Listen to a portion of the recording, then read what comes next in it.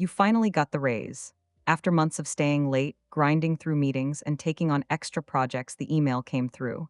A 15% salary bump. And honestly, you deserved every cent of it. So here's what you did. You moved into a nicer apartment. You upgraded your car, nothing crazy, just something that didn't stress you out every time the check engine light flickered. You started eating out a little more because, hey, you work hard. You signed up for a couple of streaming services you didn't have before, maybe a gym with a sauna, a few online subscriptions here and there. And you told yourself, this is fine. I can afford this now. This is what moving up looks like. Fast forward 12 months. You're making more money than you ever have in your life. And somehow, you're saving exactly the same amount as before, maybe less. And that uncomfortable feeling you get when you open your bank app at the end of the month, that little knot in your stomach, that's not bad luck. That's not inflation. That's not the economy, even though the economy sure doesn't help. That's lifestyle inflation. And it is quietly, consistently, invisibly eating your future, one small, totally reasonable upgrade at a time. Here's the thing most people never get told.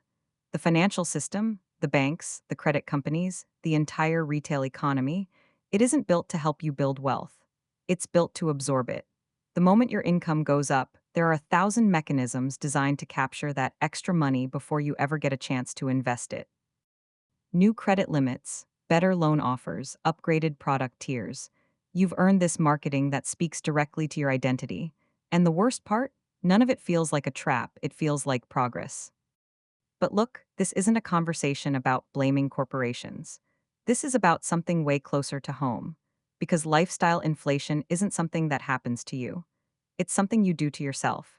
And almost nobody talks about it honestly, because admitting it means admitting that you've been running in place while feeling like you were moving forward. A study from Schwab's Modern Wealth Survey found that the average American believes they need about $1.9 million to be considered wealthy. But here's what's wild. Most Americans making six figures are living paycheck to paycheck. According to a survey by Payments and Lending Club, 36% of people earning over $100,000 a year describe themselves as living paycheck to paycheck. Let that breathe for a second. $100,000 a year. That's not a poverty issue, that's a lifestyle inflation issue. And the middle class gets hit the hardest. Because here's the cruel irony: lower income forces discipline. High income creates enough wealth that even with bad habits, some of it sticks. But the middle class? You earn just enough to afford the lifestyle upgrades, but not enough to absorb them without consequence. You're in the gap, and that gap has a cost. Let me tell you about Lucas. Lucas is fictional, but Lucas is also about 30 different people I've seen in finance forums, comment sections, and conversations. Lucas graduated from college and got his first job making $42,000 a year. He was careful. He had a budget. He drove a used Honda. He meal prepped on Sundays. He saved about $300 a month, not a lot, but something. Then Lucas got promoted, $58,000. He moved into a one-bedroom, his own place, finally. That felt right. He got a slightly newer car because the Honda was giving him trouble. He started getting coffee on the way to work because he could. He bought nicer clothes because his role was more client-facing. None of these were reckless decisions. Every single one made sense in isolation. A few years later, Lucas is making $74,000. And you know what Lucas saves? About $300 a month.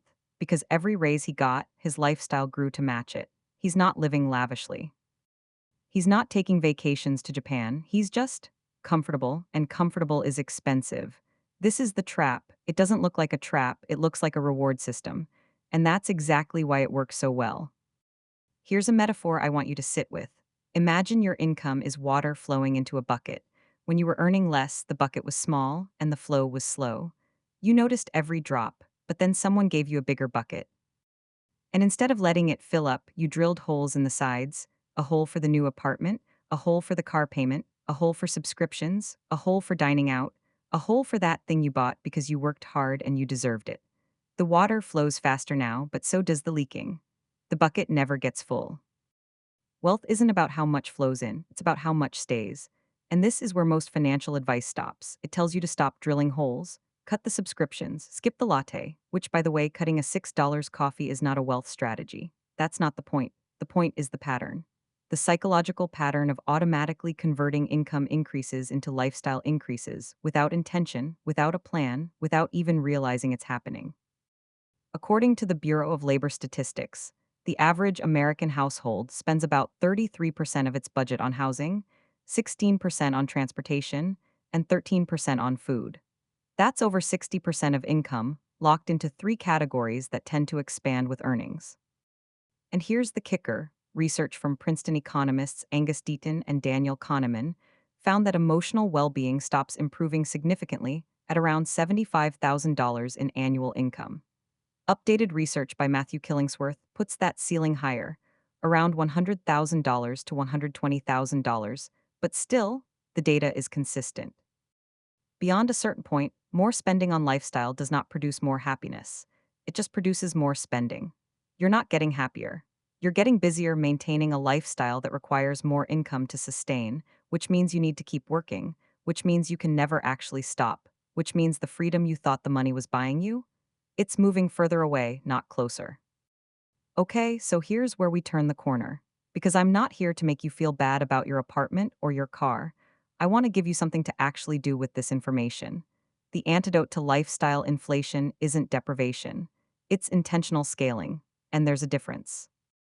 Deprivation says, don't upgrade anything, ever, suffer now so you can maybe enjoy later. Nobody does that. It doesn't work long term, and honestly, it's not how humans are wired.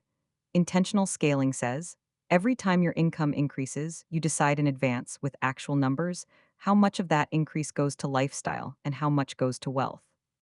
The ratio I've seen work for most people is 50-50. You get a $500 a month raise, 250 goes to lifestyle, 250 goes to savings or investments, automatically, before you have a chance to spend it. This is called paying yourself first, and it's been around forever because it works. But most people do a version of it wrong. They budget their expenses first and save whatever's left. The problem is that whatever's left has a strange way of becoming zero. You flip it. Savings go out first, automatically, the day you get paid. What's left is what you have to live on. And humans are remarkably adaptable when they have no choice. Here's the second thing: you need to audit your lifestyle creep, not from this year, but from the last 3 to 5 years. Go back, look at your expenses from 3 years ago versus today. I want you to honestly list every recurring cost that didn't exist before or that has grown since then. Subscriptions, membership fees, the rent difference, the car payment that didn't used to exist. Add it up. That number, that total, is what lifestyle inflation has cost you monthly. Now take that number and run it through a compound interest calculator. Assume 8% average annual return, which is conservative for a diversified index fund. See what that money would be worth in 20 years if it had been invested instead. That number is going to hurt a little. And it should. Not because you should feel shame, but because that emotional response is information. It tells you something is misaligned between what you say you want and what your habits are doing. The third thing, and this one is subtle, is to decouple your identity from your income. This is the one nobody wants to talk about because it's uncomfortable.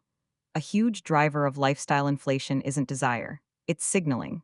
It's the feeling that your physical environment, your car, your clothes, your apartment, your vacations, these things are communicating your status and your worth to the world. And look, I get it, we live in a society. What people think of us matters to us, that's human. But here's the brutal truth: most people are not thinking about you nearly as much as you think they are.